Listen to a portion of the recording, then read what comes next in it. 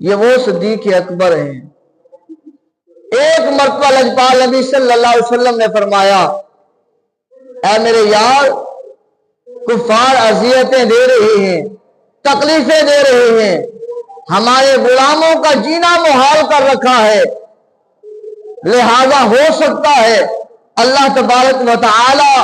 ہمیں ہجرت کا حکم عطا فرما دے، تیار رہنا۔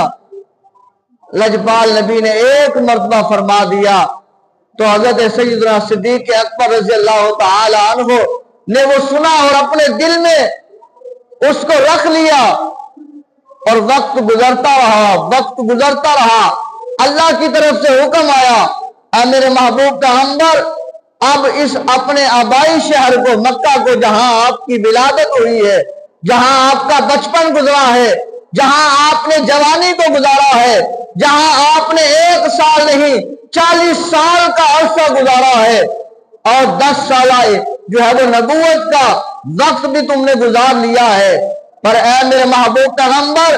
اب اس جگہ کو چھوڑ دیجئے اور جا کر اس وادی کو آباد کیجئے جس وادی میں ہم نے رحمت بھی رکھی ہے، برکت بھی رکھی ہے، فضیلت بھی رکھی ہے، اور جس کی مٹی میں ہم نے شفا بھی رکھی ہے۔ یعنی کہ مدینہ طیبہ کی ہجرت کا اللہ نے حکم فرما دیا۔ امام الانبیاء صلی اللہ علیہ وسلم رات کو وہاں سے، اپنے گھر سے، اپنے حجرے سے حضرت ابوبکر صدیق کے دروازے پر آتے ہیں، اور جو کتابیں میں آتا ہے، کتابیں جو لکھتی ہیں،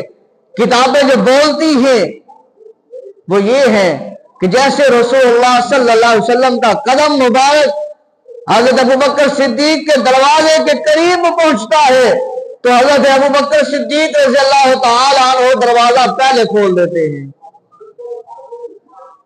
دروازہ پہلے کھول دیتے ہیں۔ یا رسول اللہ صلی اللہ علیہ وسلم، کہیں ہجرت کا حکم تو نہیں آ گیا؟ امام الانبیاء صلی اللہ علیہ وآلہ وسلم نے تبسم فرمایا ہاں ابوبکر صدیق، ہجرت کا حکم اللہ نے دے دیا ہے، وقت آ گیا ہے، چلے ہجرت کے لیے۔ پر اے صدیق، تجھے کیسے پتا چلا کہ میں محمد تیرے پاس آ رہا ہوں اور اللہ نے ہجرت کا حکم دے دیا ہے؟ حضرت ابوبکر صدیق نے عرض کیا، یا رسول اللہ صلی اللہ علیہ وسلم، ایک مرتبہ آپ نے فرمایا تھا، اے میرے صدیق، اے میرے یار، ان قریب اللہ تبارک و تعالی ہجرت کا حکم عطا فرمائے گا اور تو نے ساتھ جانا ہے۔ یا رسول اللہ صلی اللہ علیہ وسلم، اس رات سے